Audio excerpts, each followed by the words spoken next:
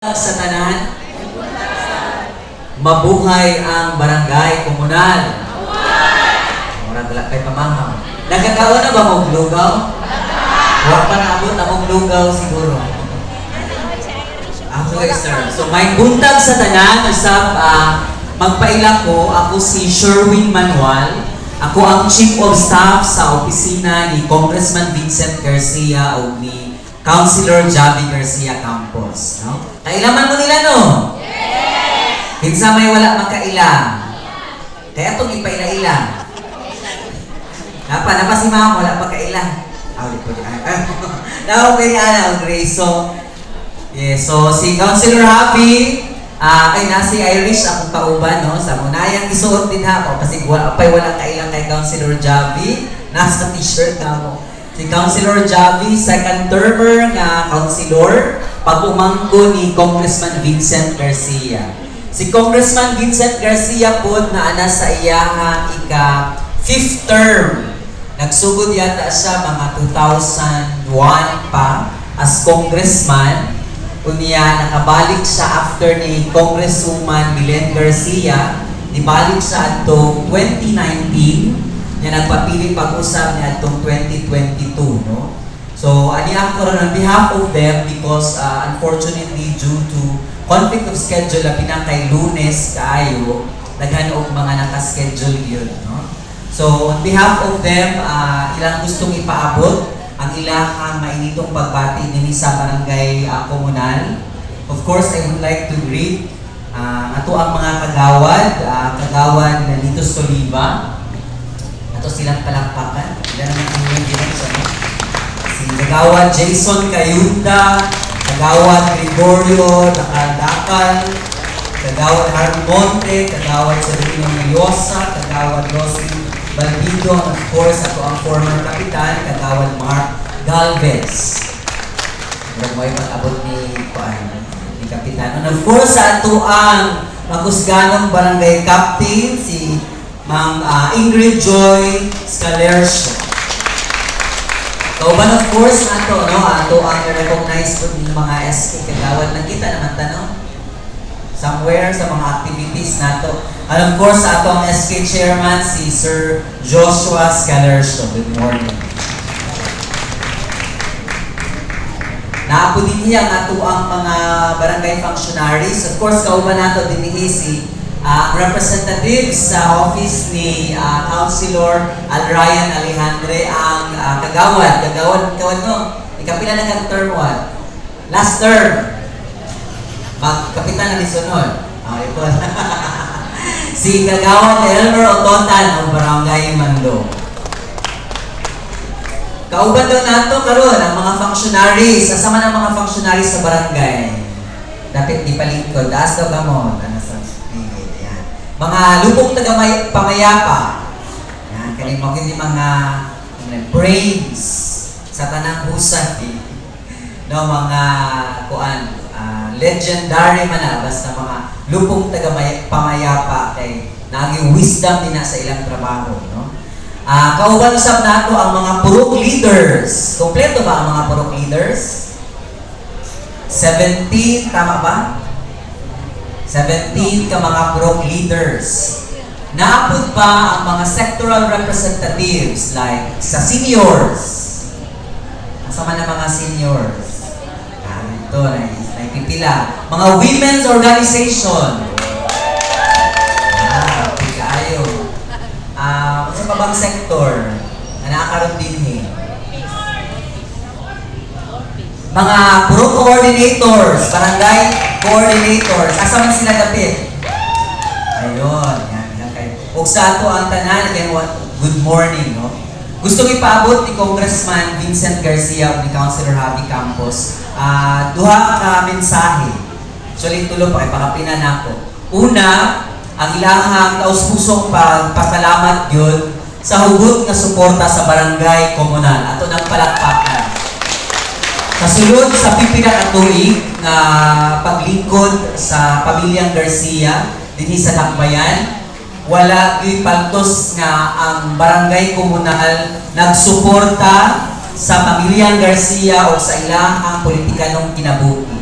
So gusto ipaabot ni Congressman Vincent o ni Councilor Javi ang ilahang pasalamat. Sa pagdagan ni Councilor Javi ni atong 2019, una niyang pagdagan, niingon ang ubang barangay nga murag isod di siya makalusot kay Diman Garcia ang apelyido. Ikaduha, bata pod.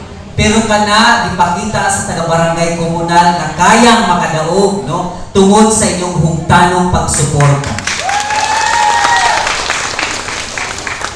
Kana ang mga butang na pipila ka mga butang na dili gyud nato makalimtan. Of course, headed by our leaders, si kapitan ug ang mga kagawad dinhi sa inyuhang barangay. Ug tungod ni ana, ang ikaduhang mensahe pod gikan kang congressman is that magpadayon pod ang pagsuporta sa opisina ni Congressman Vincent at ni Councilor Javi sa mga sakaya, no, nga mabuhat ni Congressman sa mga ulo, sa katauhan, sa mga hangyo, sa atong mga kagawad o sa ato ang kapitan din sa barangay. So kung unsa pa man ang ato ang makitang pwede natong mahatag, iduso lang dito sa opisina ni Congressman Vincent ug ato ang pakitaan og mga pamaagi. Ang opisina nila na atay gitawag og this would be the last of third, no? Ako lang po i-reiterate ang pusbon basig naka-avail na mo niini. Ang ato ang programa diya sa sulod sa opisina gitawag og gamot program. Nakadungog na mo ana. Unsa man ang gamot? G-A-M-U-T, gamot. Dili tong gamot nga unsa man na kanang tampal, but kanang gamot na anay meaning, ugat pa. Naman ay meaning. Ang G kay GA, no? Garcia Campos, ang M is medical, ang U T, so Garcia Medical, Garcia Campos Medical ug ubang tabang. So, murag sa city natin itawag og lingap, ang sa sulod sa opisina ni Congressman Vincent itawag ang atong tabang o gamot. So, naguna diha ang medical sa may sulod sa medical. Kung naatay mga panginahanglanon sa medical assistance, hospitalization bill, naatay mga maintenance nga tambal, na ay mga reseta unya, wala kitay kasaramo sa presyo labi na sa mga private prices, pwede kitang makaduol sa opisina ni Congressman Vincent and ang atong partner ni Ana is ang DSWD. So na ay makatabang ta dili man tanan, for example, halimbawa ang bill is 100,000 atong bill. Di pud na nato pa-cover tanan, but makahatag kita, no, mo share kita ana kauban sa linga kung sa uban pang opisina sa gobyerno. So medical assistance na ay mga dialysis chemo patient nato, pwede mo daw muduol sa opisina. Unsa may unang buhaton, muduol kita dinhi sa ato ang barangay tungod kay kini siya partnership man nato sa inyong barangay. Mangayo kita og endorsement sa atong kapitan o sa mga naglingkod nga kagawad aron mao inyong dalahon dito sa opisina. Nakatuod pa mo sa among opisina? Asa dapit? Sa Bahada, no? Diha pud ang satellite office sa office ni Councilor Javi Campos. So kung naay mga letter para kung Congressman Vincent o kang Councilor Javi, diha nata sa opisina sa Bahada, pwede na nato. Diha lang nato ipili. So, muduol kini sa barangay, mga endorsement. Kunya dalahon pud to ninyo katong inyong other requirements sama sa ID, sama sa katong mga hospitalization bill or sa reseta. Kung reseta, papresuhan na daan sa ato ang mga partner ng mga butika. Ang among opisina maka-guide sa inyo kung asa ni nga mga butika ang ato ang partner. Sulod anang UT, ubang tabang sa may naadinha. Ubay-ubay na siya, no, sa mga halimbawa na ay mga lugar na walay tubig, na atay libreng tubig, na atay sariling tanker. Nya partner po nato diha ang water district. Kami lang yata ang opisina gitagaan og katungod sa water district nga mokuha sa ilang mga hydrant. Kay bawal man na, no, ang pasigkinsa lang ang muduol. Batungod sa pagpamusok ni Congressman Vincent nila pinakatong panahon nga naglisod ang District 2 kuha og tubig kay ginaayos palagi, nagpalit si congressman o sariling tanker para lang yun makatabang po sa water district sa pag-distribute og tubig sa tibuok District 2. Hopefully, walay experience nga di maayo ang ang komunal sa water district. Nabay panahon na nawalan ng tubig. Wala pa po, no? Swerte kayo mo dire. Ang uban, sige nagreklamo. Naapod. Naapod yun. Usahay. Pero ang uban yun, 3 days, 1 week nga walay tubig. No? So, mautri ato ang gana respondihan.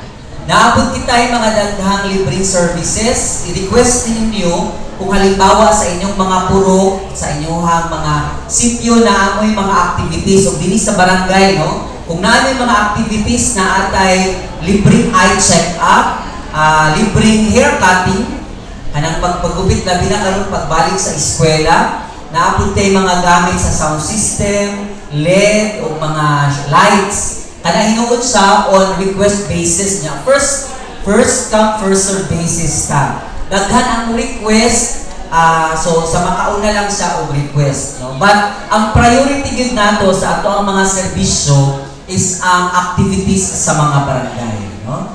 Ato siya. So, Garcia Campus Medical o ubang tabang, gamot, maunay programa sa sulod sa opisina ni Congressman Vincent Garcia o ni Councilor Javi Campos. Ayan. So, kato lang siguro ang gusto natong ipaabot sa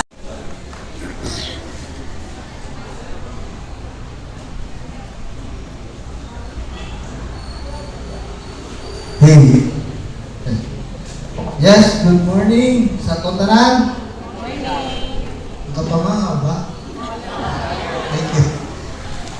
In behalf of the city director, down to district level, ato ang inyong district coordinator, first and second, Simon James Bukod, and doon ang miss na bilin sa district,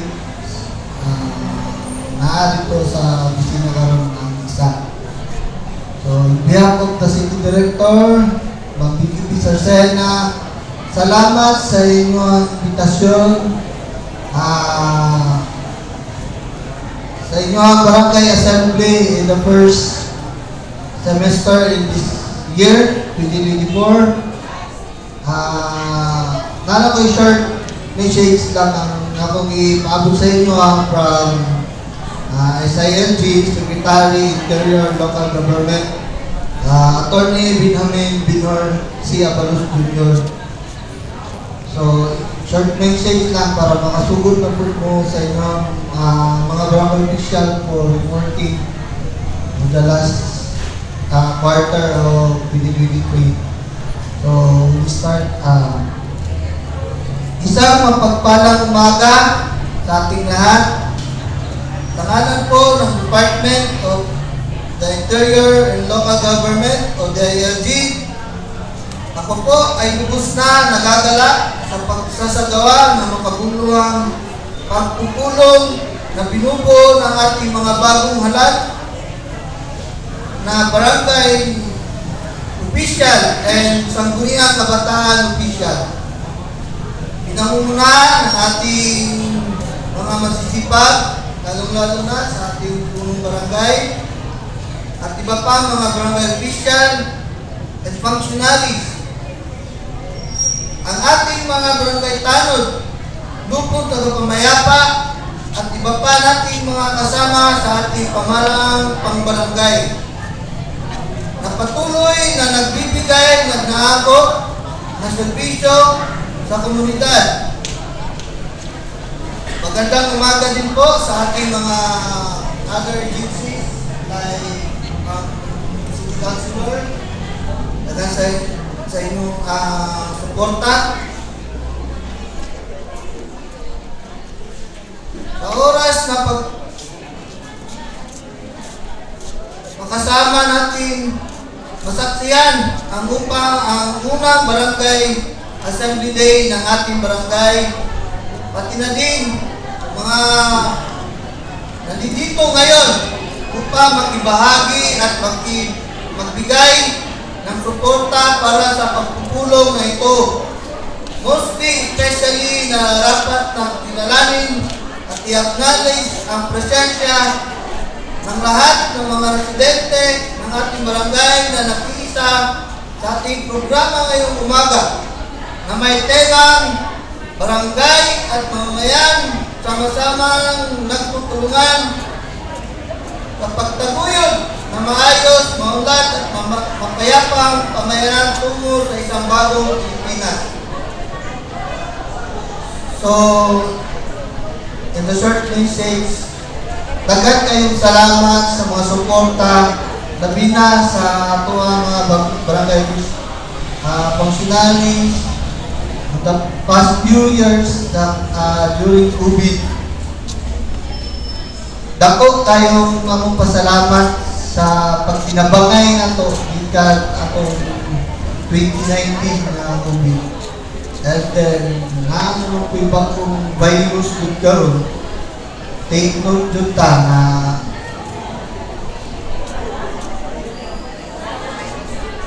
kinahanglan nato binantayon sa ato ang kalawasan karon kaya na naman po bagong viral na virus. So kung mahimo wear your mask always good. Kaya karon nagabantay po sa mga bagong viral karon kaya nagataas na po ang kaso. So kato lang and good morning once again. The City Director, Mabig Mr. Sena, daw to the district level. Dagan kayong salamat kung mayong buntag sa inyong tanan.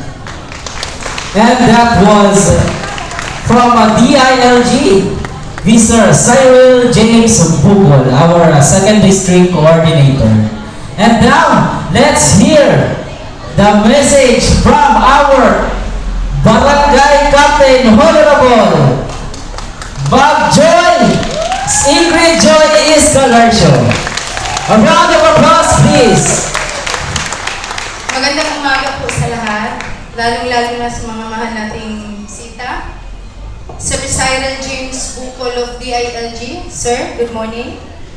Sherwin Manuel, Chief of Staff of Congressman Vincent Garcia at Councilor Javi Campos, good morning, Sir.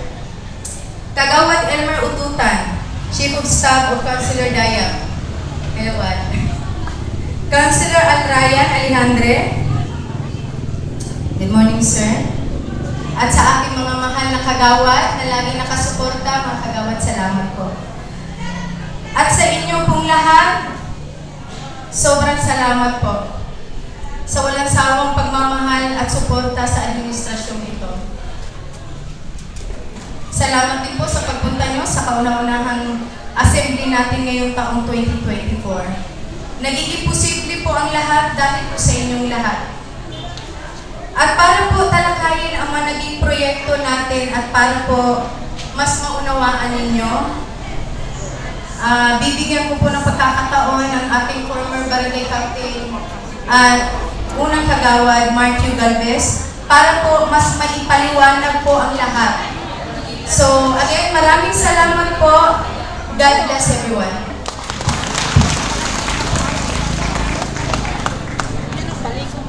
And that was our Barangay Captain, Honorable Ingrid Joy Escalarcio. And for our Barangay Assembly proper, please. Okay. And for our State of Barangay Address, please help me welcome our former Barangay Captain and first Kagawad, Cap Martiu Galvez.